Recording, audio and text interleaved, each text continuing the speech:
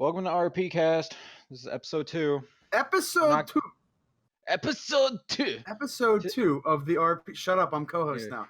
Episode 2. Oh my god. Episode 2.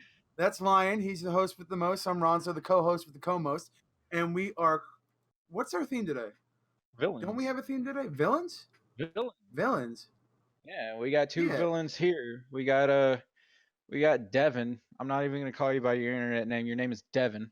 Oh god, that's a bad name. You've played villains, and yeah, it's a shitty name. Shitty name. Yeah. And then there's Queen Aveen, who's a part of the Faceless. Hello. Now I'm interested in you. She's the only one here that I'm actually interested in because I know nothing about that guild, regardless of how long I've been around. Like from what I heard, they're super strict. No, not really. Well, we'll get into that. All right. So before we start, Kale, you play villains a lot. Tell us about your what's the word I'm looking for? How do you roll a good villain? What do you do? What's your process? Generally speaking, I actually use a really, really bad way to make characters, but it works for me. And I go about starting off with a concept for what they do, not who they are, but what they do. And I build around that concept. So say, for example, Pyromaniac that uses a flamethrower. I built an entire character around that concept. So I make a gimmick and then make a character around the gimmick. And that's generally my process. Well, I mean, there's always different ways to go about making a villain. Or like any character, really. Yeah, my personally, my favorite type of villain is the villain who thinks he's doing the right thing, but he's doing it the wrong way. Isn't that's like lawful evil, isn't it? In a way. The term you're looking for is called a well-intentioned extremist. Yeah. Oh, that's always good. But like, there's that where like it's the person who thinks they're doing the good thing but fucking up, and then there's the person who wants to kill everybody because they want to end all suffering. Because what better way? Nobody can suffer if they're all dead. Yeah, that's right. What about you, Aveen? What are the Faceless about? Are they just about causing terror? Are they just terrorists? The basic kind of idea within TFO is that we're seeking to kind of destroy everything conventional about the world as it is, interior, of course, and to kind of remake it how we want. So it's kind of going to be a huge survival of the fittest thing. If you can't defend yourself, shit sucks, you're gonna die. Purge of the weak. Yeah, pretty much. But the way that our site explains it is very perfect in that we are mega omnicidal terrorists. Man, this is some Metal Gear Rising shit. I'm strong. How many Metal Gears does your guild have? No? None, unfortunately. We'll assume that's a work in progress. We're waiting for the next patch. Alright, well, okay, so we've introduced our guests. So let's start the questions and we'll jump right into it. There are guests. Don't make this awkward. Everybody likes me more than you. Alright, listen. Okay.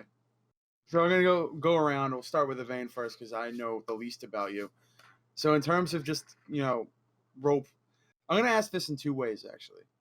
In terms of role-playing, what's the best villain character, the most interesting, villain character that you've seen? And on top of that, when it comes to role-playing a villain, do you have any particular inspirations from, like, comic books or any type of media or anything like that? For the first question, my experiences with villains have primarily been within TFO because we're a guild of villains. Like, my easiest interaction with other villains is in that guild. And it's kind of hard to say because I personally think that Apoffin's character is really well done. That, like, his character has a goal, and he's working towards that goal, and he's smart enough to collect people of a similar mindset, or kind of people that are treated as more of, like, the outcasts, and then it's like, alright, then we'll all group together and we'll be stronger for it.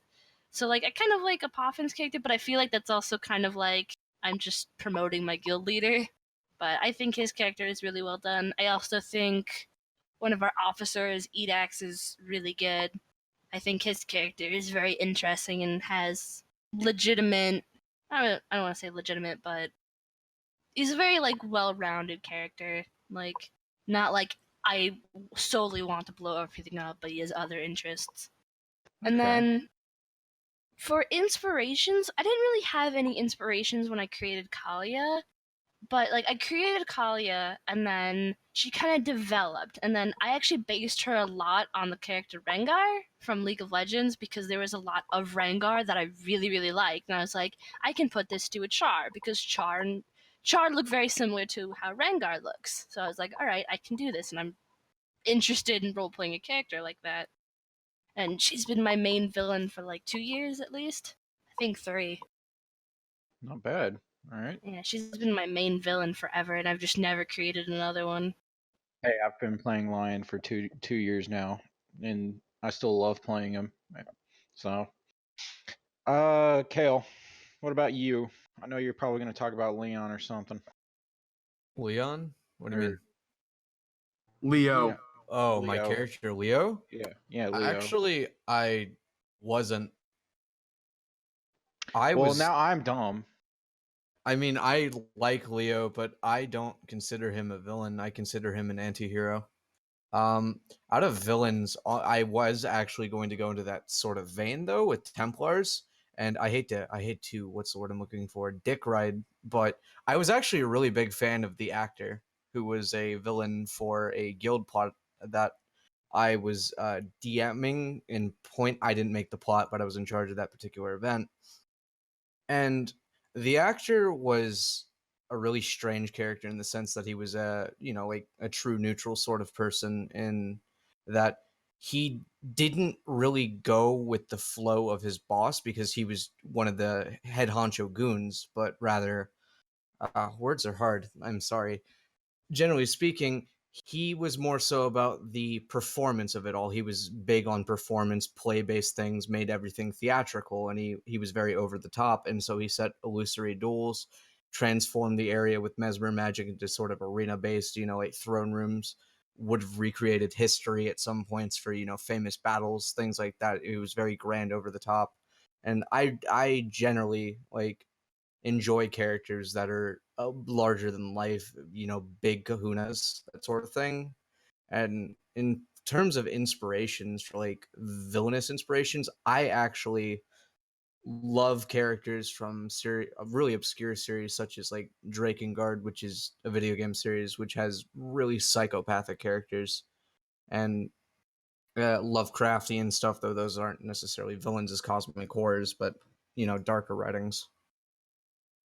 Oh yeah, just like the old gods looking to corrupt.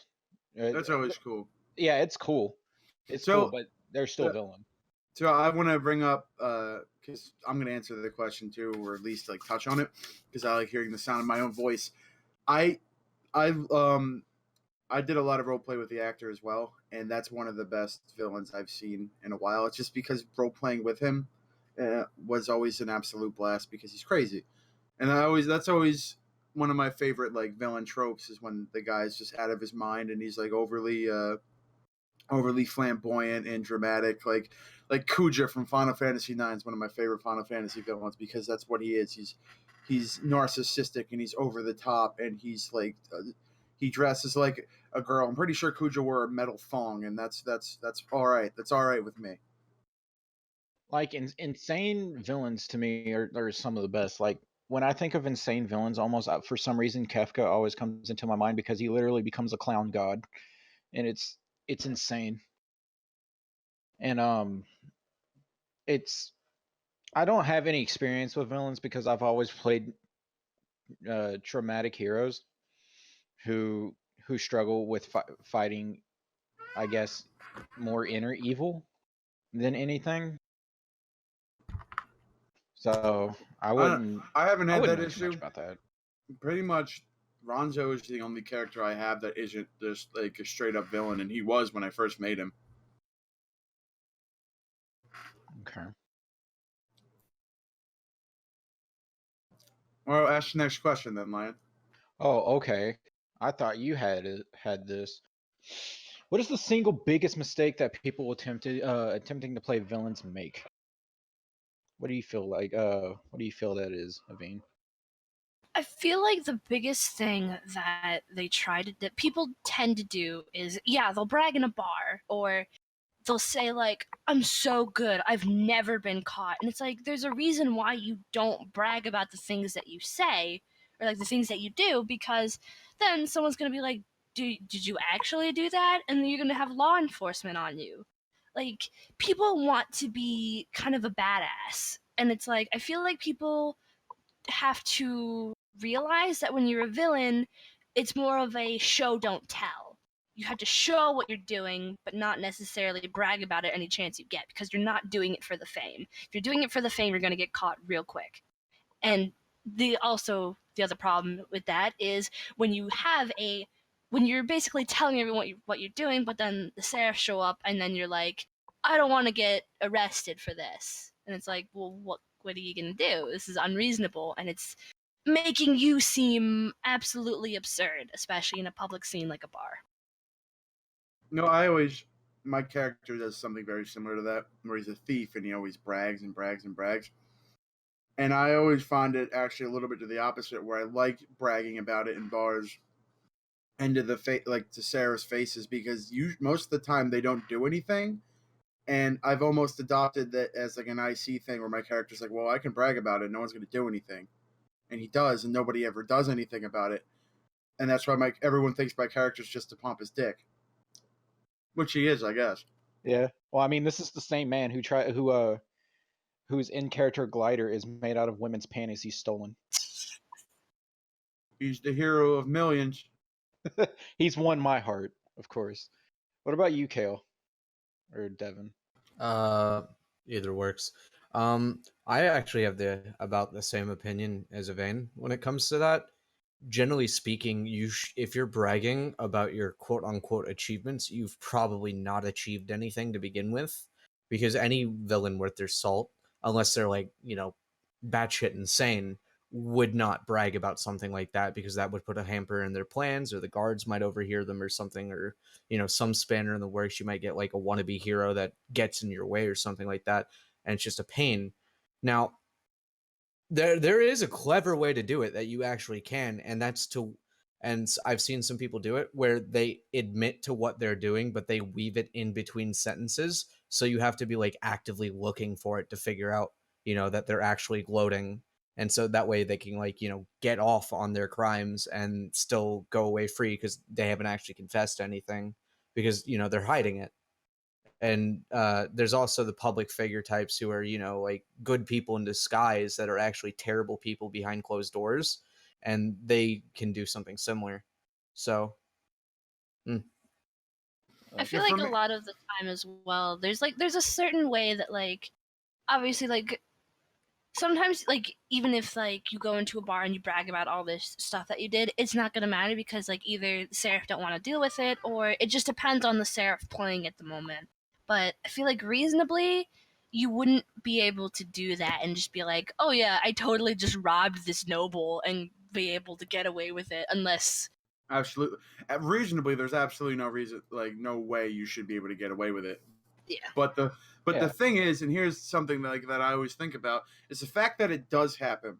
And it's almost an OOC thing, because people don't OOC, they want to get involved in it and like arrest every single person who brags about it. At what point does it stop being OOC and become an IC kind of culture, where you can brag in a bar and you know that no one's going to do anything about it unless like it's like an overly vigilant seraph, or just someone who's out to get you, or someone who actually witnessed you do something. Like, at what point does it stop being the OOC notion of I don't feel like dealing with this, and become an IC notion of I can say what I want and get away scot-free? I mean, there's always going to be limitations on that.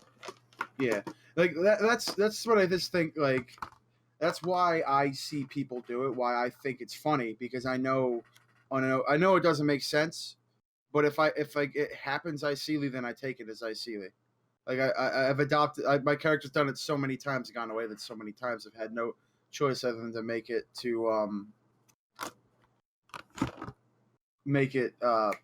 like an IC attitude for him. Yeah, Yeah, I can see, like, I mean, there's so many things people can get away with, and then like the worst thing is trying to fight off 10 seraph at a time. The only time I've ever seen something like that actually happen, the man was high on meth, he was naked, and he was fighting off cops in Florida. Oh my god.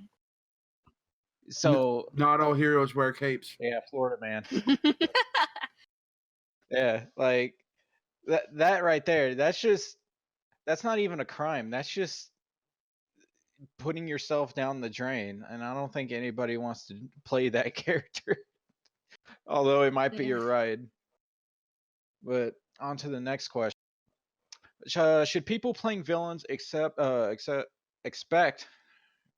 character expect should people playing villains expect the character to die at some point in the case the character begins to stale? What do you guys think on that? I think it's more of a personal choice. Like, if your character is growing stale, you're not as interested anymore. So, like, you would want to wrap up that character's storyline and then create something that is interesting to you. That's my personal opinion on it, because I bounce from idea to idea constantly, and that's why I have alditis. But it's like, I don't think you should necessarily expect for your character to die, especially if you're enjoying them. Like, I'm still enjoying Kalia, so I'm not going to expect her to die anytime soon. But if she were to grow boring for me, then you would bet that I would plan out her death and then be able to create a new character, a new villain, and move on. Yeah, I could see that. I mean, Yeah. like I've always thought that if you're role playing a villain who like is all about killing people and all about being a murderous bastard, then you should expect your character to be killed off at any moment. Like, because that's, you always get those role players who want to come in and be the good guy and try and kill you. And while it sucks, like that, they might kill your character off. If you're the kind of person who openly wants to kill people, like kill other people's characters, you should be willing to accept the same for yourself. I don't really like the idea of accepting that at random, because generally, like, especially because TFO does a lot of their combat through rolls. So let's say rolls start going great for me and poorly for the other person. The other person doesn't want their character to die, but then they turn around and they get my character in a bad spot.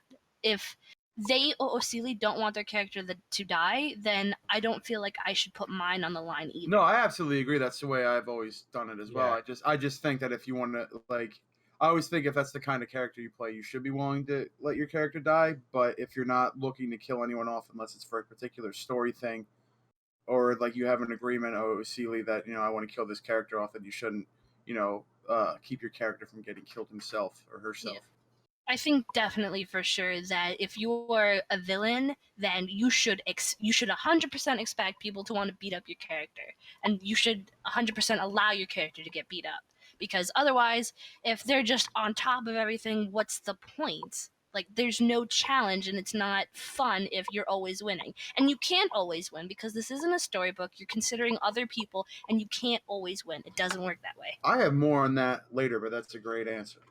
What do you think, Kale? I was going to say something similar to the lines, however, mine was more so yes and no. You should and also should not, because it depends on circumstance. Say, for example, if you're doing, let's just throw out like a guild plot, you would discuss it beforehand and you would come to expect it simply because it was discussed when the character was given concept. And opinions may change here or there down the line, but generally speaking, in a plotline scenario, you should always expect your character to potentially be killed off, especially if they were made for the purposes of that plot. That counts as more of a throwaway villain, though, as you said, you shouldn't just expect some schmuck at a bar to kill you, because like it's not a pre-planned thing, and it's also one of those things. It's like, how can this just random schmuck in a bar be able to kill my character, who is a villain, who's done all of these things previously? Like, generally speaking, that doesn't make sense. If they're a successful villain, then why are they getting killed by some random schmuck? God, could you imagine if you accidentally killed off like the main villain of your guild plot in a bar fight? Yeah, that'd be the worst. That would awful. That'd be incredible. Hilarious. I would this love man that has killed my comrades multiple times, and I've been hunting for my whole life. Yeah, he got beat down by a Norn. He got pushed down. he got pushed down some steps. He didn't make it. He landed wrong. Help! I've He landed fallen. I funny. can't get up. If only he had life alert. So, Evane brought up something interesting about like you can't win 100% of the time, because say every character I've made in the game, and Lord of the Rings Online, The Old Republic, The Elder Scrolls Online for a hot minute, and now and Guild Wars, it's always started off as a villain, just kind of by happenstance, and always end up joining villain guilds. And in every case where you do a role play with a hero guild, where you play the bad guys, they play the good guys. Like what do you guys think is the perfect scenario, like win-lose ratio? Because I've seen it done in a bunch of ways. I've role played with hero guilds that think that because they're the good guys, they should win 100% of the time, and I think that's just as boring as the opposite. I don't think any side should win 100% of the time. I love Completely it when villains agree. win. I love it when villains win. I Well, like yeah. it. I prefer it when villains have a sort of, there's a reason why they're villains and why they aren't dead at that point in time, because they're either good at getting rid of everyone in their way or just staying away from everyone and being undetected. So in a story sense, I like it when the villains win at first, and like when they're winning at first and they're kind of just sweeping the good guys at first, and then the good guys start learning from their mistakes and they start practicing and getting better, and then over time the villain starts realizing that the good guys are getting stronger, villain tries to do something about it, and then it becomes more of 50-50, and then the good guys start coming out to win a little bit more, but it's still kind of 50-50 because now they're just trying to keep even with each other. That's how I like it personally. Man, Yeah. I like that. Yeah. I could go into that a little bit actually. For me, for personal preference, you actually made a comment there, Vane, earlier, where like your villain cannot win all of the time. I actually hate to say it, but I will contest that a little bit. I have seen it done where a villain has managed to reliably fact check, prepare themselves ahead of time, do all of this nonsense, to be prepared for scenarios. And in that cases, the heroes were just so incompetent that they just constantly lost, and it was just a total win. They never even stood a chance. You didn't have to bring your D&D session into this. It's not even just our D&D session. I've seen it before. Where is my invite to this fucking D&D session? Calm down. But yeah, no, I've seen it happen before. I've seen men be crazy prepared for scenarios like that, and women, and it's crazy. But as for stories that I personally like, honestly, I prefer villains winning more than heroes, simply because I don't like I don't like the Superman syndrome where you win every Saturday night, every Saturday morning you win, Saturday morning cartoon, something Basically, like that. Hero always wins. The Power Rangers, Yeah, writing where they don't win every time. Yeah, it's silly, but at the same time, I don't like villains winning all the time either. And I'm not along that line. If we're getting down to it, I actually like downer endings where the villains and the heroes lose. Well, I mean, there's a reason why Empire Strikes Back is the best Star Wars movie. Nobody wins. Nobody wins. When nobody wins, that's the best. Downer endings Here's are the wonderful. lesson for today, kids. Everyone's a loser.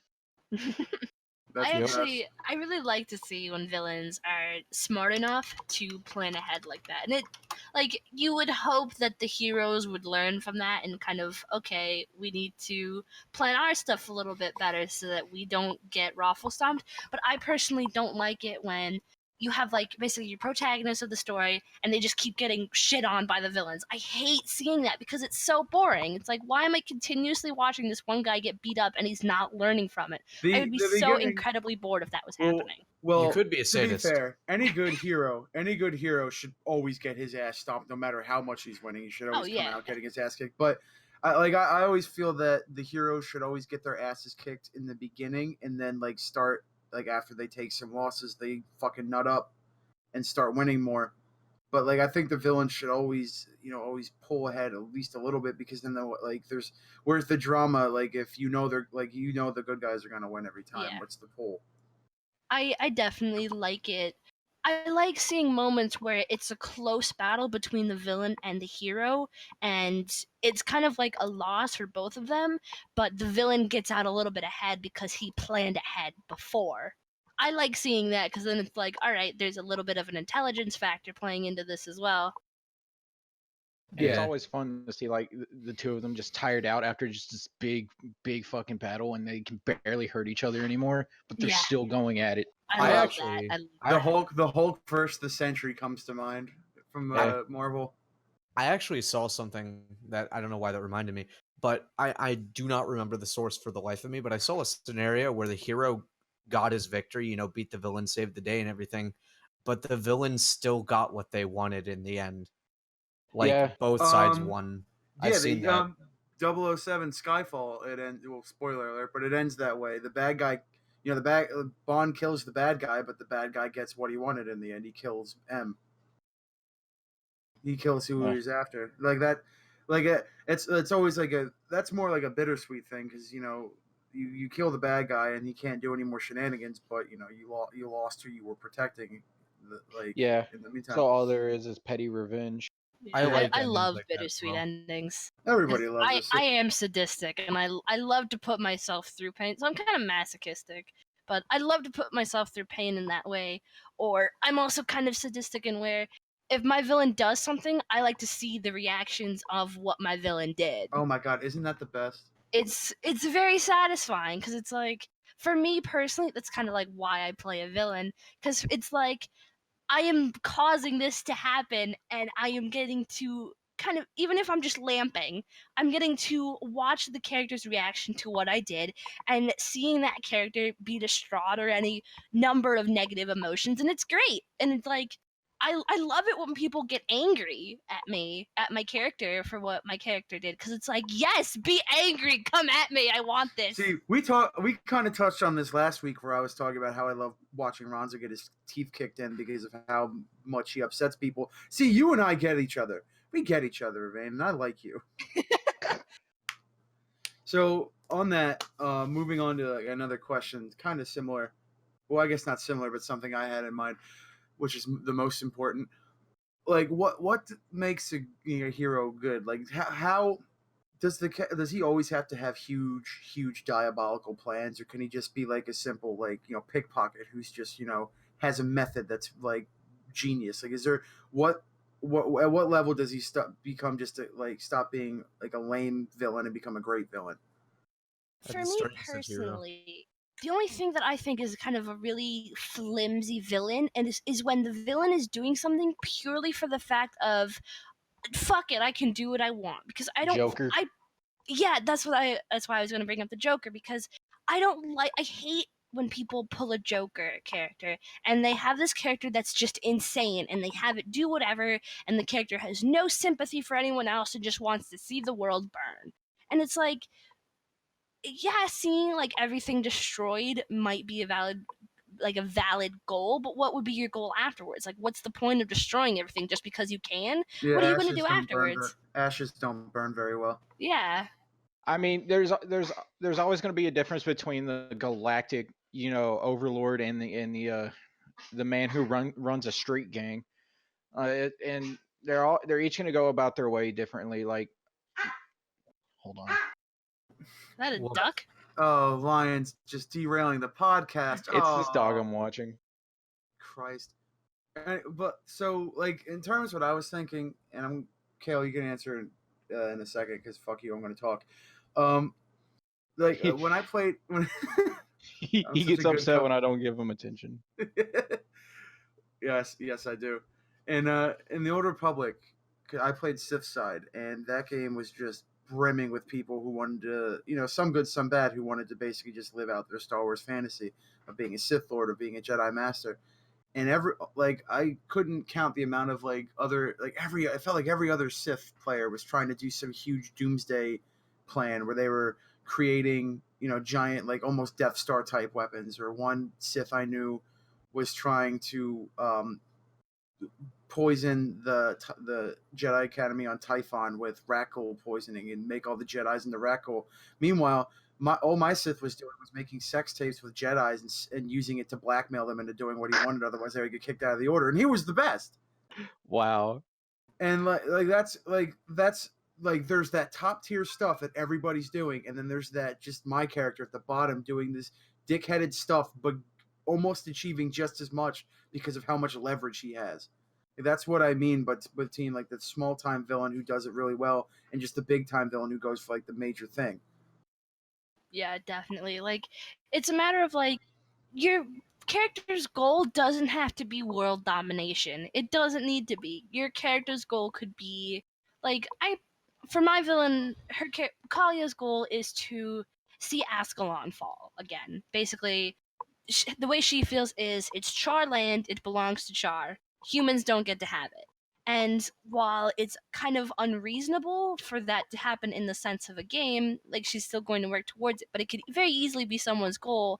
Like, let's say, like a simple thief, it could very easily just be their goal to be rich or control or just have power. Like, let's say you have like a street rat and they want to have power and that is their life goal. That's a valid goal too. Yeah, like one of my favorite villains of all time, comic book wise, is Thanos, who's just this super powerful space overlord who's like, I think he's still married to death, like death itself. And there's even some beings on Earth, like he actively avoids fighting the Hulk. He can still beat the Hulk, but he actively avoids fighting the Hulk. And that, like, he's smart about what he does. He's not just some, oh, I have unlimited power, I'm an idiot. He's actually really smart. Oh, that's awesome. Good reference, because that actually brought me into something I wanted to say, which is important because I'm important. Like characters like that who are like on like the other end of the coin, which is like a low level character. If anybody knows Spider-Man's villain Shocker, who's like the yellow dude with like the air gauntlets, I love him, like, because he knows how much he sucks, which I think is any villain should do. Because it's always stupid when you're like watching the Avengers or reading a comic book or just anything, like where you see like this super powered good guy walk in, and like Superman in particular, like Superman comes up and these goons who know he can't be killed with bullets keep shooting at him with bullets. Like what? Like at which point any sane person would give up, but these dumb goons keep trying to kill him. My favorite thing about Shocker is he knows exactly what his limits are. He just wants to be a thief and like do all that whatever. I don't know his character that well, but I know it enough to know that when like Spider-Man or like someone like outside of Shocker's like league shows up, he just goes, "Okay, I give up. You win. I can't win this. Just don't hurt me. Take me in." And I think that's a good quality for a villain to have, is to know when he's fucked. Yep. Because you see like a lot of like street level like I've seen a lot of street like level like thug role players try to throw down with like people who were like just military, like almost entire like military battalions at once, because they think their character's a badass if he doesn't give up fighting like the good guys. Your character's just a dingus if he fights people he knows he can't beat. Your character's a badass if he runs away and he lives to fight another day. See, I also like the idea of like, that, like, let's say you have a major villain, and like this villain is like, let's say someone from the Faceless who's blown up the city several times. I'm going to use Kalia as an example. Let's say Kalia gets into a position where she's going to get caught. She's part of the Faceless, and she would probably know that if she gets caught, they're going to want to interrogate her. And I am very much a fan of not really, I don't know if it's a trope, where the character realizes they are going to get caught or die. And I like to see it when they willingly choose death, and they're just going to be like, all right, I'm going to take as many as you down with me if I can. I like to see that a lot. You don't see that a lot in roleplay, because most people don't want to see their characters killed. Or when you see it in the wrong way, where people refuse to let their characters die, and now they're running in trying to like have their last stand when obviously they know they're not going to die. So it's just kind of like it's always weird when you see that, because if you're going to have your character do something like that, you should let them get killed off. I feel like if instead of putting everybody in like an awkward position where it's like, okay, now we have to think of how we don't kill this guy who we definitely should have. I feel like if I ever plan out Kalia's death, I would want it either to be a kind of quiet death where she just kind of vanishes and people are kind of unsure what happens to her, or she goes down and everyone knows about it because she fought till the end. Either one of those two, it's not going to be anything else. But that's if I want her to die. I don't know yet. Yo, what do you think? Hold on. What do you think, Kale? Going back to the original topic, which was like, I believe it was, doesn't matter if it's like some low level schmuck or like some big megalomaniac or something like that to make a good villain. Was that it? It was basically that. It was when do they stop? Like what? How do I phrase it? It's like, how do you make the good villain? Like at what point do they stop being just kind of like a lame villain who's just picking pockets to like a good villain? Like, or like, is there a difference between like a villain who does just small stuff and a villain who does good stuff? Like what makes one better than the other? Is one better than the other? Actually, my thoughts on it is that no, neither are better than the other. It depends on certain circumstances. Because on one hand, there are many evil organizations and stuff like that that are run by big bads, and like you think of them and you're like, dang, the Sith Emperor, Darth Vader, those are pretty cool guys. Those are big, large, and in charge people.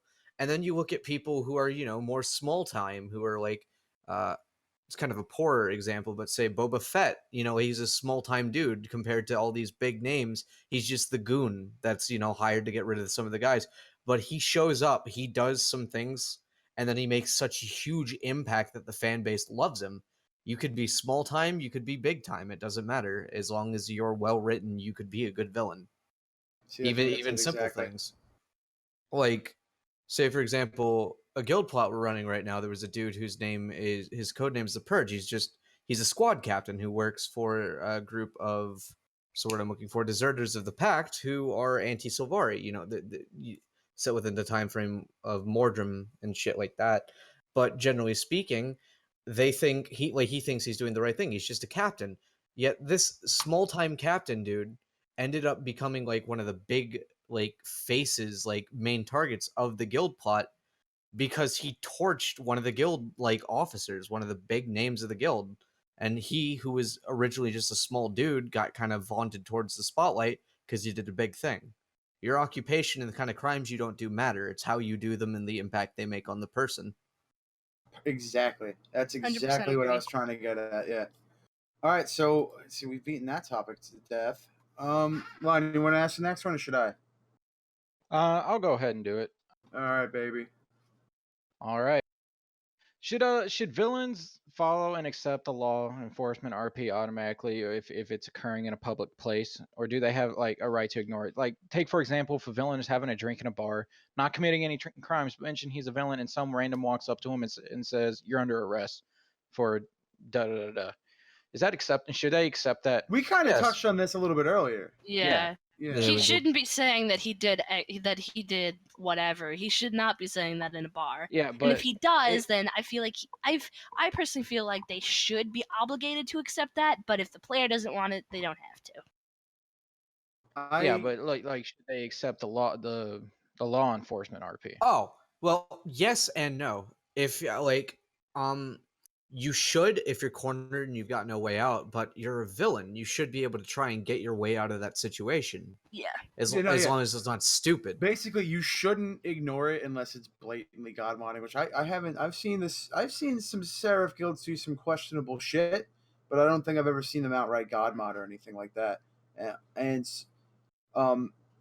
So if you get cornered, or if they come at you, you should always acknowledge that they're there and roleplay with them. But you definitely within your rights to throw down with them. Now, if they ever come up to you in God mod, like if they go, "Oh, I know who you are," even though they would have no idea what your character is or what he's done, if you're if your character's been particularly sneaky about it, then you should probably not go along with it.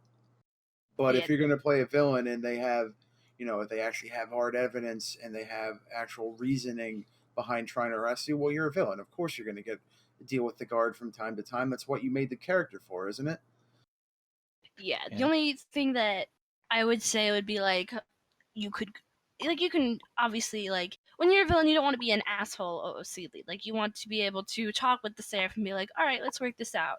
So, like, if this has happened to me once in a very aggravating situation that I won't get into right now, but basically my character got discovered, and I was in an outfit where she had never worn it before in public. So reasonably no one would have known her, but because someone saw my name and the tag over my head, they just instantly knew I was a villain. And that's kind of like, if you know that's happening, then definitely mention it OOCly and be like, my character is wearing a completely different outfit. They would be completely unrecognizable. Yeah, you always take that with like a grain of salt too, because there are times where you could be like, "Oh, my character's wearing this," or "My character's like disguising their voice, or wearing a mask, or like walking differently," any kind of disguise-esque thing, and and like you're emoting that, and then you don't emote it for a while, and somebody new comes up and goes, "Hey, you're that ninja," and then they try to talk to you, and then you have to remind them OCD, but just do it politely. I guess is the best way to do it, or like I think the best policy on that is when you're role playing your character incognito like that. Every like maybe 4 or so posts, you should just post it. You should just put it in there like a quick reminder to everybody around you that you're in disguise. See, what I personally do is I have a separate character that looks identical to Kalia, but with a different hairstyle. Shh, don't tell anyone. But she looks pretty much the same. It's different hairstyle, but you can't see Kalia's hairstyle in her normal thing anyway. So I just have a different character that I'll go on and roleplay in public, and like different name. I never rep the guild, and it's pretty much sound like no one. I don't really have to worry about people seeing the tag over my head because I'm not representing. And I'm actually glad for the guild changes where I can see guild chat even if I'm not representing, because then I don't feel left out all the time. Isn't it great? It's wonderful, and I love it. And I think it's fantastic for when you had to go incognito. Yeah. Fair. Because that's something that I know. I had a lot of friends who came over with me from like the Old Republic and Lord of the Rings Online to play this game. I had a lot of people who I was in villain guilds with came over to this guild game, and they were upset that like your guild was account locked, not character locked. So it became very difficult for people to try to infiltrate other guilds because Sealy they would be found out because they would have that same tag, and that's like a level of metagaming and stuff on the other people's part. But it is kind of difficult when you do it that way. It's just something that came up, like I just thought of. Yeah, like I was never a fan of people just coming up and automatically knowing, who you were just based on the tag you had. Like I did enjoy seeing people that wore like known villain guild tags and just being like, oh, something's about to happen. Something might start, be happening. This could be fun. Suddenly more and more people from their guild start showing up because they realize that you're in the rival guild. Yeah. But you haven't said anything. Like that's the worst, man. And then your guild comes in, they hit the jukebox, everybody starts snapping their fingers. Yeah, it turns into West Side Story. Yeah. Everybody's dance fighting all over the tavern. I'd actually really like to see like kind of a gang kind of thing where like they wear similar outfits and you can kind of tell they're part of a similar group just based on their outfits. That'd be interesting to see. I wish you could do that in this game, but the armor, or at least in Guild Wars, the armor system's a little bit more.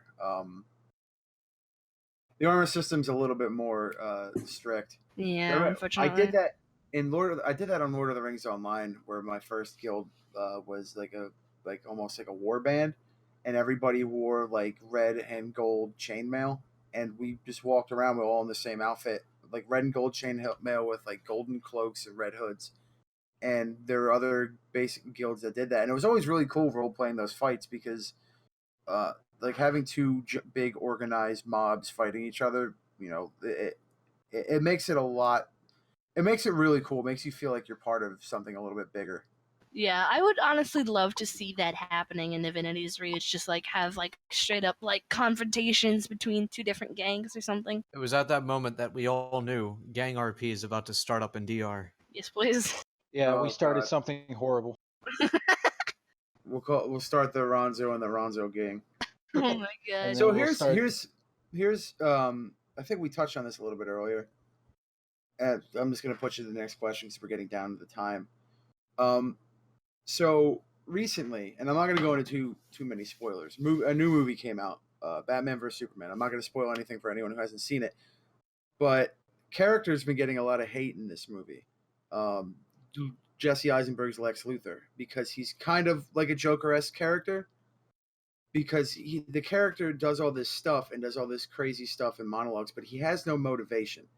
And having seen the movie, I could tell that the character would have been a lot better off if he had motivation, which brings me to my question. How important is it for a villain to have proper motivation behind the shenanigans that he's pulling? Depends on the type of villain. Really? Yeah. Like if you got a type like Lex Luthor, it's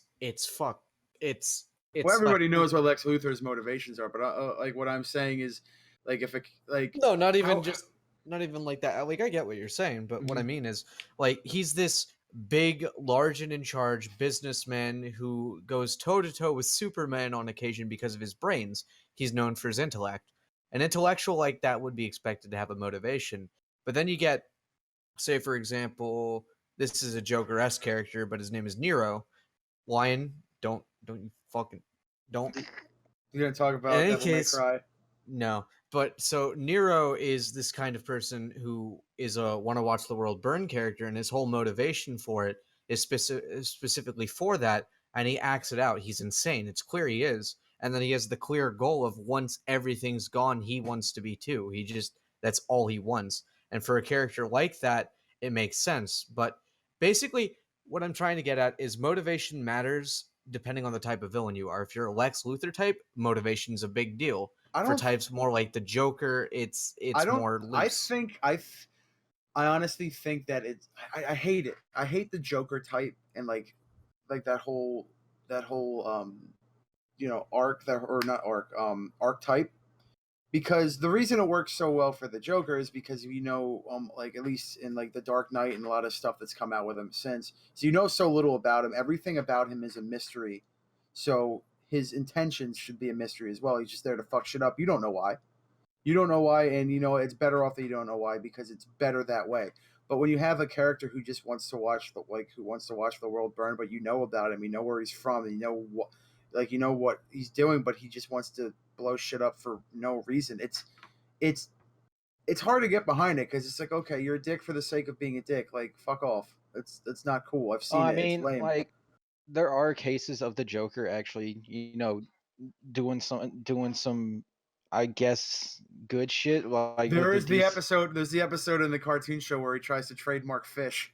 Yeah, That's the best. there's another one where it was a DC Marvel, so it was a crossover, so it's not completely canon. It's not canon at all. But once he teams up with the Red Skull, but once he figures out the Red Skull's a Nazi, he tries to fist fight the Red Skull. We're getting a little bit off topic.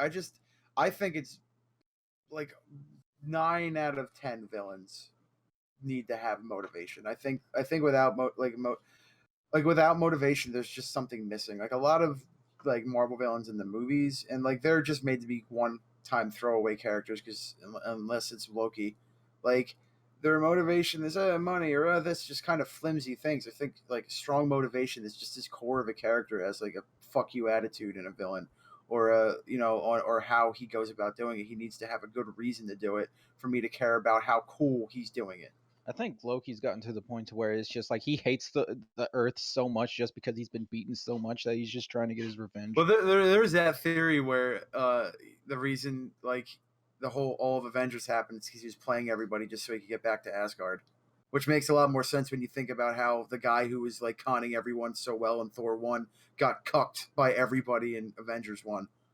But that's a story for another time. Do we have any more questions we want to throw out? I was actually going to say I completely agree with that, but like that's not to say that like your character can't have the motivation of wanting money, but you would like everything for the motivation has to come from their past and what makes them want that so badly. Yeah, that like they're the willing to president just of the trample United over other States. people. Man, Like, I've seen some badass listeners. Yeah, I'm one of them. Your character can want money, but the thing is, like, that's in terms of a roleplay character, that's kind of a lame motivation, because your character, like, once your character gets money, do you stop roleplaying them? Like, do they keep going? Like, when is enough money? And like, when they have enough money to do what they want, like, then why are they still out there? Like, then you have to suddenly rethink everything. Like, it becomes like I kind of lucked out because that was my character's motivation, but it changed because I had the opposite of all Titus, and I only want to ever play one character, so I had to change it, and I did it in a way that made sense. But if when you have like just kind of like just a small like flimsy motivation, just like, oh, I want to be the richest man, or I want this or that one thing, and then you get it, you have to like, it becomes very difficult to keep making that character interesting because then they keep going for the same thing. Man, changing their goals is good too, because that kind of implies that the character is developing and kind of changing as they grow from experiences. So there's nothing wrong with the goal changing. So yeah, so long as it makes sense. Yeah. Now, Kale, go ahead and ask your question. I'm watching you struggle. It wasn't actually a question. It was more so just like a statement. But like, go ahead. There were every time I think, because you mentioned the whole working for money thing is kind of a shoddy motivation.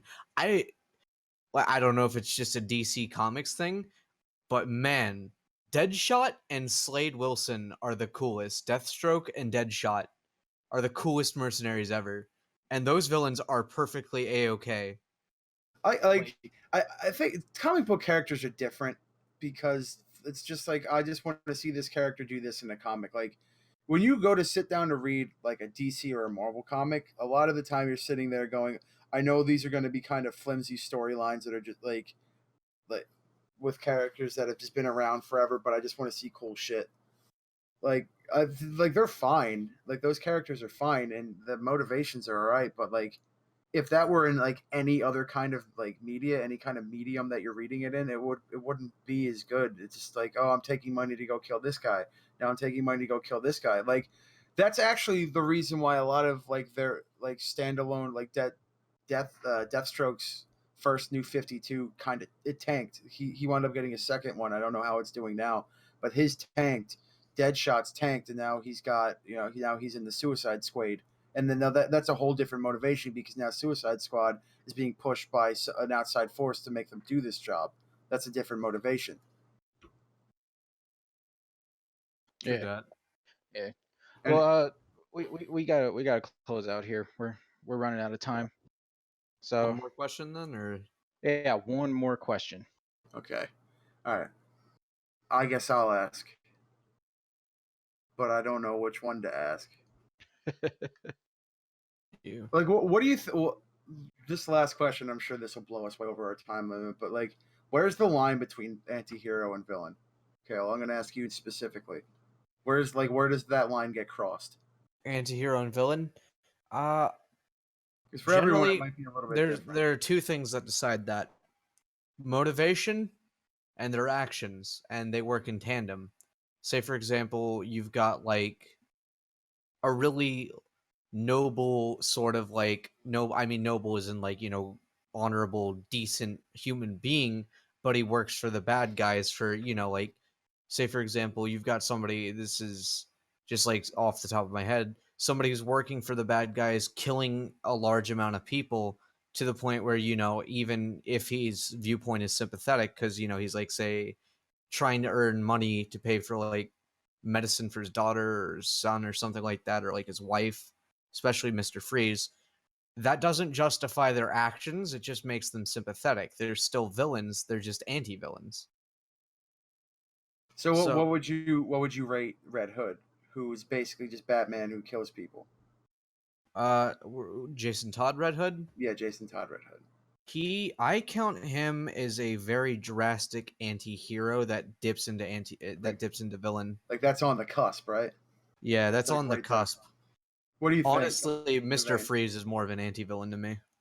I think when a character has like reasonable motives, like let's say you have a character whose family was murdered for some reason and they want to find their family's murderer.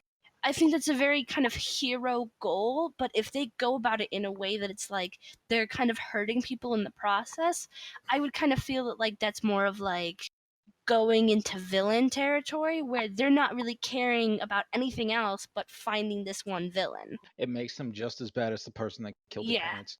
But like when you have an anti-hero, they're probably going to be an asshole, but then they're going to be like, look, I'm not trying to be an asshole. I'm really passionate about this goal.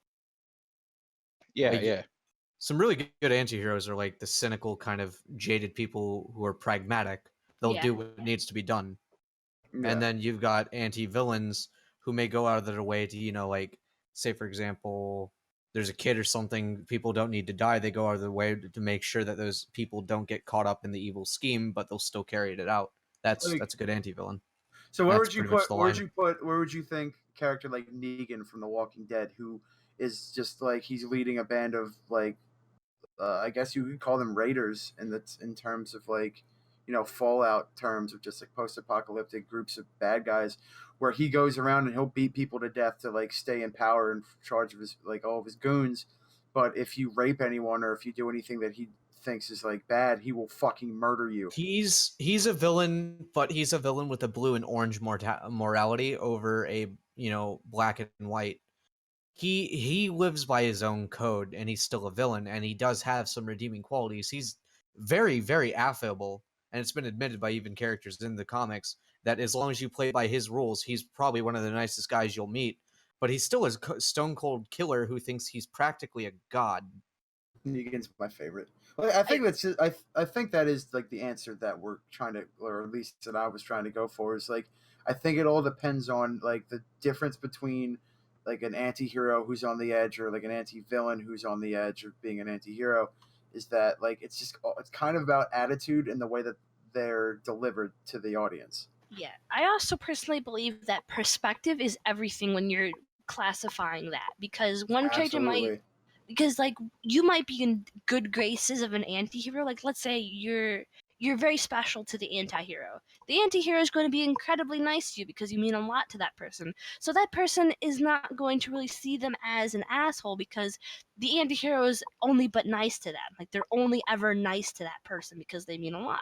So perspective is entirely everything. That's true. It's like in the newest season of Daredevil where like you could see the Punisher as an anti-hero. Also, I'm surprised we made it this far without talking about the Punisher once. But the Punisher seemed like an anti-hero, but I'm sure that he would not be seen as an anti-hero if the camera actually didn't pan off screen while he's torturing people. Yeah, like there's some things that the Punisher does do that makes you think, okay, yeah, you're stepping beyond the boundary of anti-hero and just being psychotic. Like I don't know if anybody's read the issue, but I've seen it. It's the one where everybody's sitting at a diner and then on the TV on the news it shows somebody's dug up Frank's child and dead wife, and it pissed on their bodies. And so like why would anybody do that? Yeah, and who the fuck did that? It was a mafioso guy, and so he does this, and Frank's in this diner like mid through a burger, right?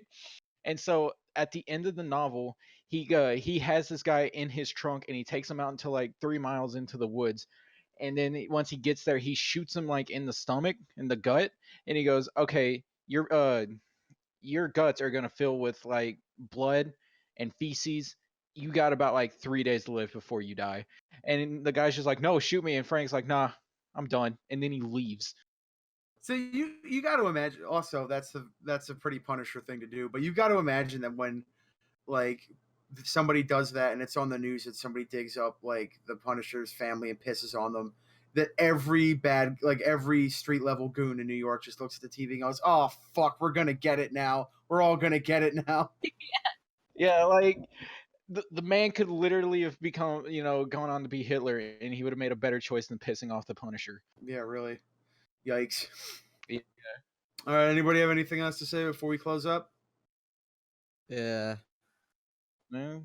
I got a comic book conversation. Well, I mean, when you talk about villains, that's like the thing you're going to talk about. Mostly Batman's villains, because Batman has the best villains.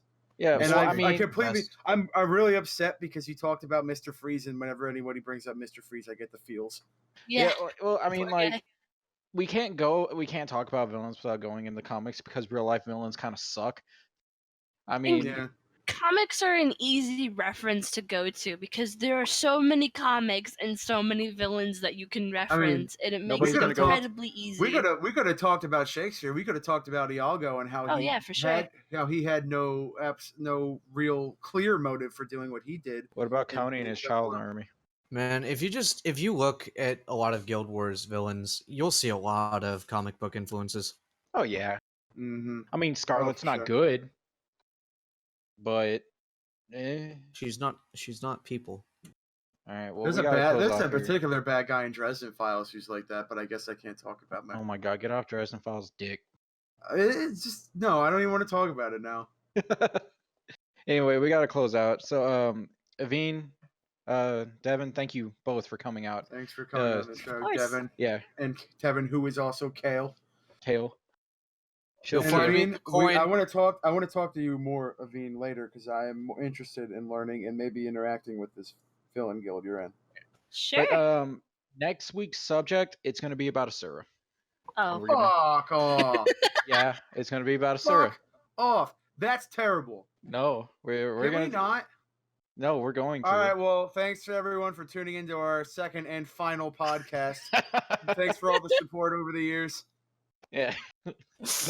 the 0.1 year that we've been doing this. So Vari Anyway. Master Race. Yeah.